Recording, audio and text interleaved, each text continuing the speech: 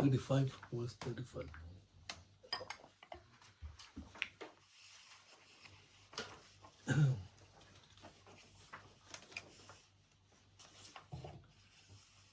Allah, my mind is married by ignorance, although I have long since taken refuge in the bounty of your excellence.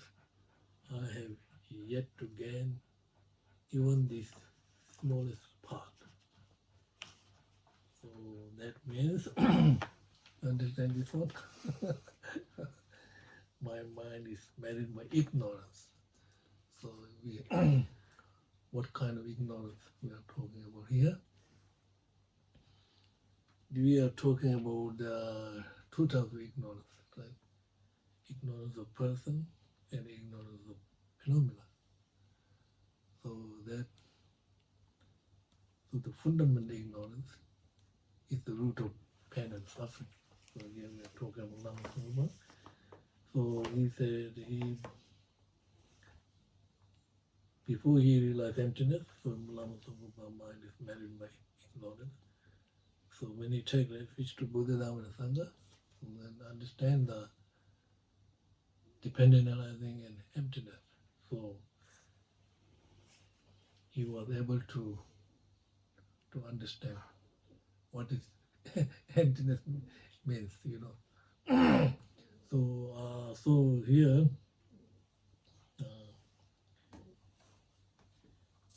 we talk about ignorance of the self and of the person and ignorance of phenomena. So if ignorance of self, right, we have to recognize self. I, self, mere I. So self, according to non-Buddhist, like Hindu, self is kind of like permanent, pervasive, not nature of destruction, and nature of destruction, and it is not related to the five aggregates. Hindu, according to Hindu, self means permanent, pervasive, not nature of disintegrating and destruction, not related to the five aggregates. It is permanent. With Hindu, non-Buddhist, according to their viewpoint, self is something like this. But from Buddhist viewpoint, different. Self is not, it is among the aggregates. Self is related to the aggregates. Nothing. So we have to make clear, Hindu, non-Buddhist believe self is permanent, pervasive, not nature of changing and destruction, not related to the five aggregates. According to Buddhists, self is within the five aggregates, related to the five aggregates. So then five aggregates divided into two, body and mind. Body and mind, right? You know five aggregate? Form, feeling, smell, tangible, right? Five aggregate divided into two, body and mind. So we have innate feeling, body belongs to the self. We have innate feeling, you know, body belongs to the self. And also we have feeling, mind belongs to the self. My mind, my body, my body. When you are feeling like this, it seems like body belongs to the self. My mind belongs to the self. So then when we are feeling strong feeling like this, then we believe self is separate from body and mind. You understand? From Buddhist viewpoint, strong feeling, my body, my mind, body belongs to the self, mind belongs to the self. And we are feeling that self is separate from body and mind. When we analyze this self within the body and mind, we cannot find that self. Body is not self, mind is not self, feeling is not self, recognition is not self, then we believe this analyzing, we cannot find that self. But where we strong feeling belong to the self. On the other hand, right, when we analyze, we cannot find that self within the body and mind. But if, on the other hand, if this self does not exist, then no human beings, right? You are not existing, right? On the other hand, right? So that is, what does that mean? That means when we analyze, we cannot find that self. That means whatever appearance to our that self is independent existence self. But on the other hand, self do exist. It is conventional level exist. We do everything, talking. So that, according to Buddhists, self is related to the aggregates, but when we search within the body and mind, we will not able to find that self. But that does not mean we are not existing, we do exist. So that means whatever appears to our mind is false, mistaken. So that is ignorance, fundamental ignorance. We are not seeing your nature of the self, your nature of the phenomena. That ignorance, we are talking about ignorance, is the, do you understand what I'm saying? Buddhist perspective, Hindu different. Hindu means self-permanent, pervasive, not nature of destruction, changing, not related to the aggregates. No. So we believe self is related to the aggregates, within the aggregates. But when we have a strong feeling, very strange feeling, my body, my mind, it's like possession belongs to the body, belongs to the self, mind belongs to the self. And then we think, we analyze, we cannot find that self, that independent self. That's why this self is fundamentally ignorant self, which causes all our delusion, afflictive emotion. So that's very ignorant. That's the we are talking about here. And next is, but before this stream of life runs out, as it courses toward the Lord of Death, I'm thinking how to fortunate to have gained just little faith in you. So that's Lama Tsongkhapa saying. Before he's passing away, right? He realized emptiness even when he was 40 years old. Young, quite young. So then, before he had faith, or before when he was young, he knows the qualities of Buddha, but he don't understand what really dependent arising and emptiness means. Since he realized that, then he realized it was very unfortunate not receiving direct teaching from Buddha. So different emptiness and dependent arising. You understand what I'm saying?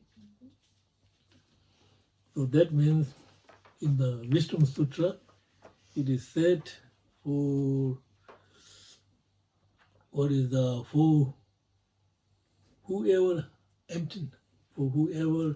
emptiness is valid, for that one everything is valid. For whoever emptiness is invalid, for that one everything is invalid. This is this is why many people don't understand emptiness. Right? People who do understand emptiness and dependent arising, right? Then from beginning to the end, they understand what is nature, reality of phenomena. People who don't understand emptiness, from beginning to the end, they will never understand nature. The nature means that we have different, many different types of nature, right? Nature of impermanence, law of causalities. We have to understand nature of impermanence and law of causality to understand dependent arising and help you understand emptiness. So that means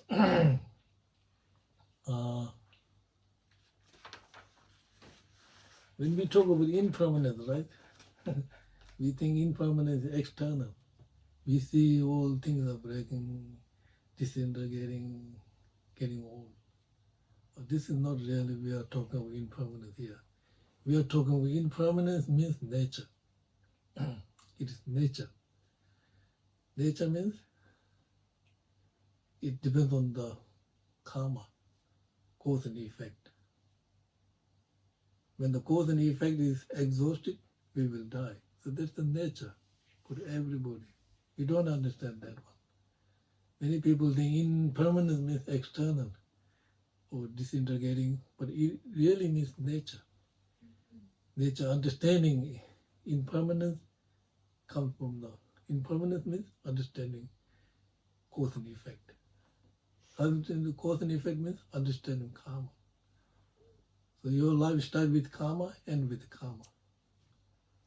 So it's nature, you karma created, right? How many years you live? Then karma exhausted, you will die. That's the nature. So we are taught that kind of nature, that kind of nature can understand the impermanence, can understand the karma, cause and effect. And then this will understand the nature of dependent arising. The nature of dependent arising can help to understand emptiness. Everything, nature, emptiness. So this is not easy job, right? What we should do. First, we have to, there are three levels. First, we have to remove this.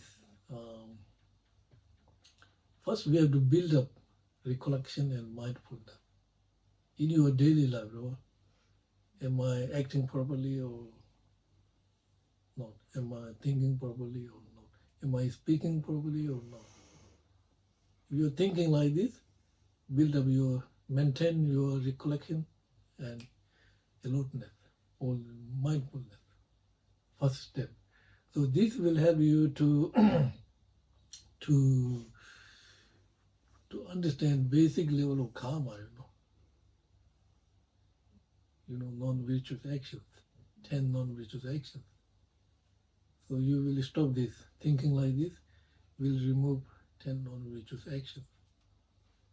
So then you are able to remove the grosser level of actions and go second level, then you have to try to remove the delusions.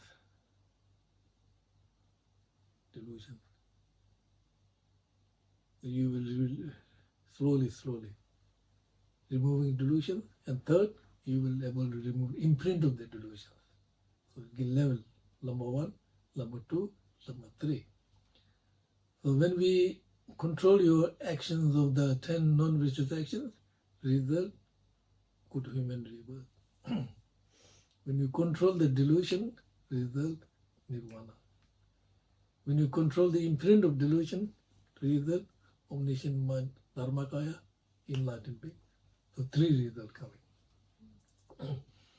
You understand what I'm saying? These 3 results come, and then you have to go with these 3 results comes because of 3 training. Self-discipline, moral, training, concentration, wisdom realizing emptiness. This is what we are talking about.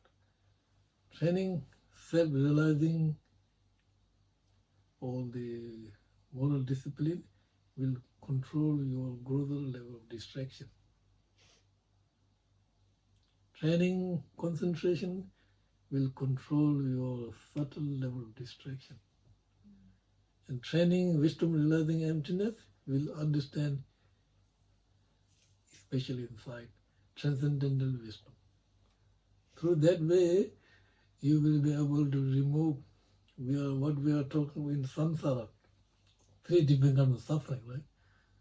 Suffering of change, suffering of conditioning. There is 3 different levels of suffering. So when we practice moral discipline, right, with the am I acting right, talking, thinking, speaking right, moral, control these 10 non-virtuous actions, then you will be able to go beyond the desire realm. And you remove suffering of suffering. No more suffering of suffering. Then go beyond the desire realm, you will be born in form realm, which is realm, right? Form realm. And then this is samadhi, you achieve samadhi. And then you will be able to remove suffering of change. We have many of suffering of change in our life. When you achieve that level, no more suffering of change. Transcendental suffering, a transcendental bliss. And when you able to practice training of the transcendental wisdom, then you will remove the suffering of conditioning. So then you will remove samsara. So that's stop like this, and coming like this. Among the teaching of dependent arising, among the types of wisdom of dependent arising, like the Buddhas in the many worlds, you and no other know this to be completely supreme. Among the teaching of dependent arising, right? Dependent arising, everything exists is dependent arising. A whole cup, everything dependent arising. Everything arising is emptiness, empty of inherent existence. Everything is dependent arising. Everything is absence of independent existence. There's nothing, something exists is not empty of dependent arising, not independent existence, and not empty of inherent existence. Everything exists is dependent arising, right? Everything exists is empty of inherent existence. But it does not mean everything is emptiness. Cup is not emptiness. Right? Cup is base of emptiness. Right? Empty of cup is characteristic of emptiness. Base and characteristic is different aspect, one identity. Everything, every phenomena, base and characteristic is different aspects, one identity. So one identity means base. If we destroy the base, right? Base. If we destroy the base cup, there's no emptiness of cup. No, everything is gone. These two are too tight, but different aspects. Cup, emptiness of cup, impermanence of cup. So like this, so that everything.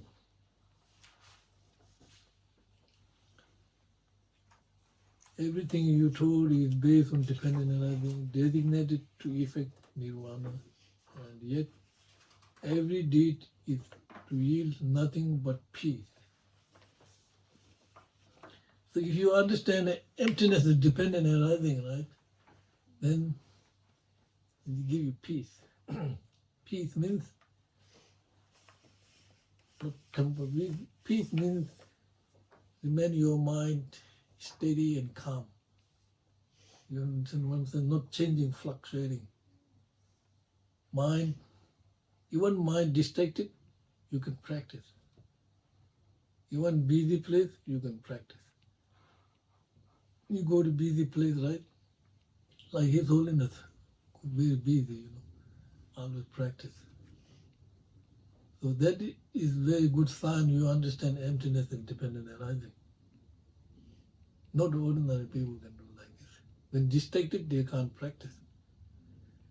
So that means when some people have, when bad things happen, you can't practice.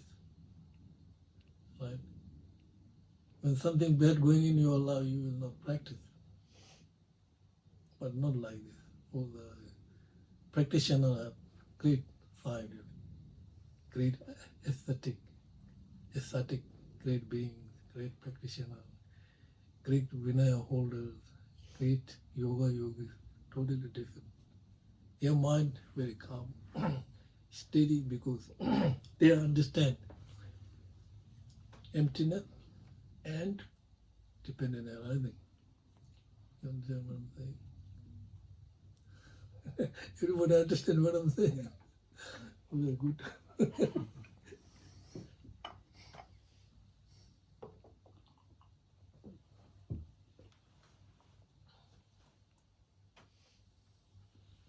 So how marvelous.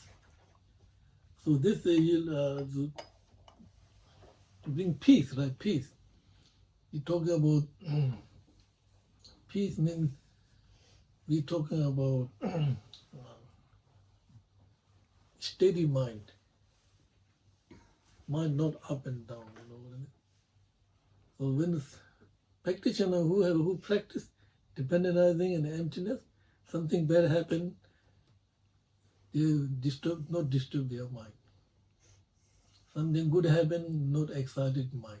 Their mind remain balanced.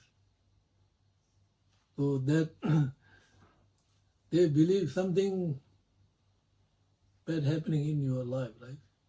So that is the result of their karma. Something good happening is the result of the good motivation, good karma.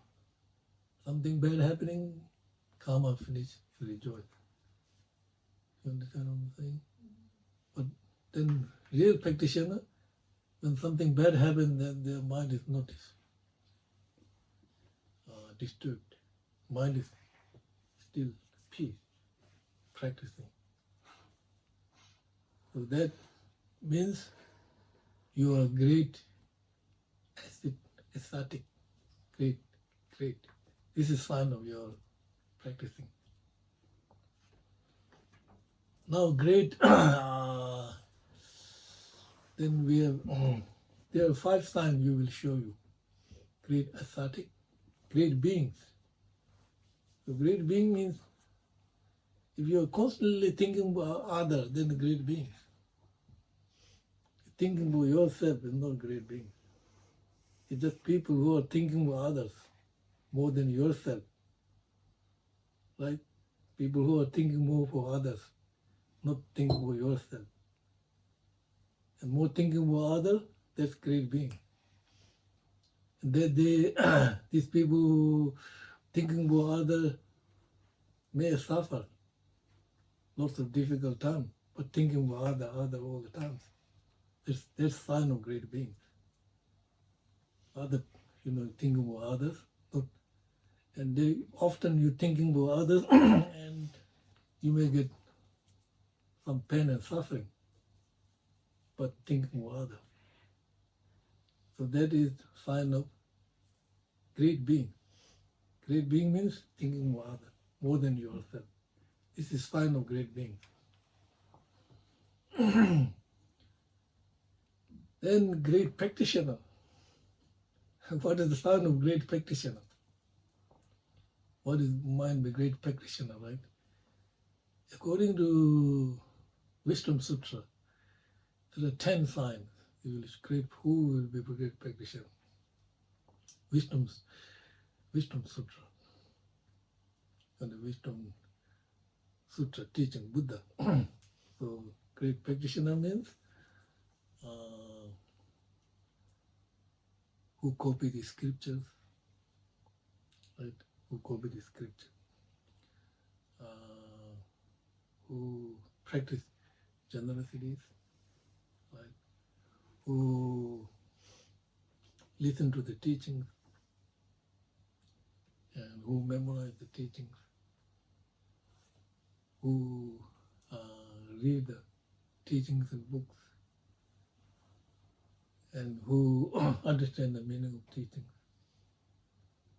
and meditate on the meaning of teachings, listen, thinking. If you are doing this in your daily life, then you are a great practitioner. You understand what I'm saying? 10 signs. You show you signs like whether you are practicing or not.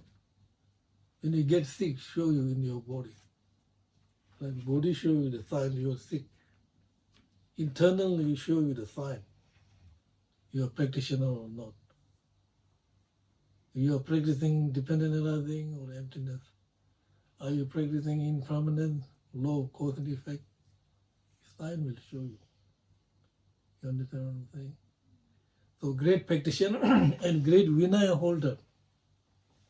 So great Vinaya holder means people who, we go dulva. Dulva means subdue the mind. Like subdue the mind.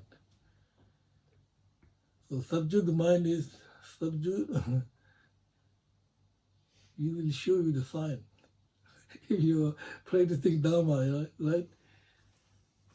If you are practicing Dharma, subdue your mind, that's a good sign. If you are practicing Dharma, not subdue your mind, that's a bad sign. If you are practicing and not decreasing that delusion, that's a very bad sign. You know, you may have many, many different types of afflictive emotions in your daily life, right? Right? Anger, jealousy, whatever, you know. And when since I study, I have less anger. I have less pride, jealousy. Then when you check like this, then you show you the sign, whether you are practicing or not. Right? Great Vinaya holder means subduing the mind. And great yoga and yogis. So you see many yoga and yogis, right? Not necessarily have all this beard or this long hair. External sign is not that important. Internal sign is very important, right? What is yoga and yogis means? Constantly, single-pointedly concentrating on the Maya and the Dharma. And that is yoga and yogi. Constantly thinking about Maya and the path, Maya and the Dharma. And that is sign of great yoga and yogis. There are 5 signs. Great ascetic, great being, and great practitioner, great Vinaya holder, and great yoga and yogis.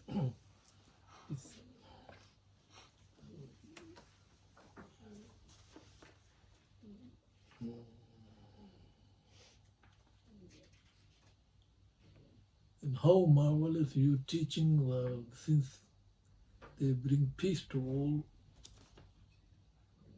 who hears the rich, who will not want to uphold them reverently. So when you heard about dependent arising, there is no contradiction, remember? I'm saying many times, if you say dependent arising, no contradiction, nobody will debate with you. If somebody says this cup is not dependent on anything, you can prove this is dependent on anything because come from cause and effect. Come from everybody believe you. It comes from cause and effect. What are the cause? Substantial cause, cooperative cause. What are the substantial cause of this one? What are the cooperative cause of this one? So everybody, if I say cup is dependent on anything, cup do exist because dependent on anything. Who will defend with you? Who will say this is not dependent on anything? It depends on anything. Because cause. It comes from cause, cooperative cause and substantial cause. But then how far you will go? Where is this? What is the beginning of this cause? You don't have an answer. What is the beginning of this cup cause? Who? How far we will go this? It's very complicated. But when we say cup do exist, it depends on anything, no contradiction. You understand what I'm saying?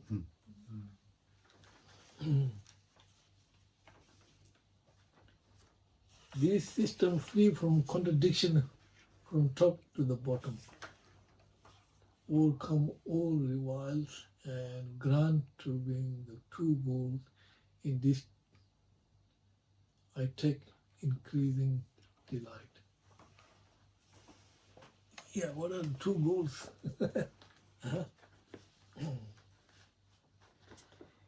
Yeah, then from no contradiction from bottom to the end, dependent on nothing, no contradiction, right? It will cut two extremes. Nihilism and absolutism. Understand? Dependent on nothing is empty. Empty, dependent on nothing. No contradiction. From beginning to the top, I say cup is dependent on nothing, cup is empty, no contradiction. The cup is dependent on nothing, it is empty, right?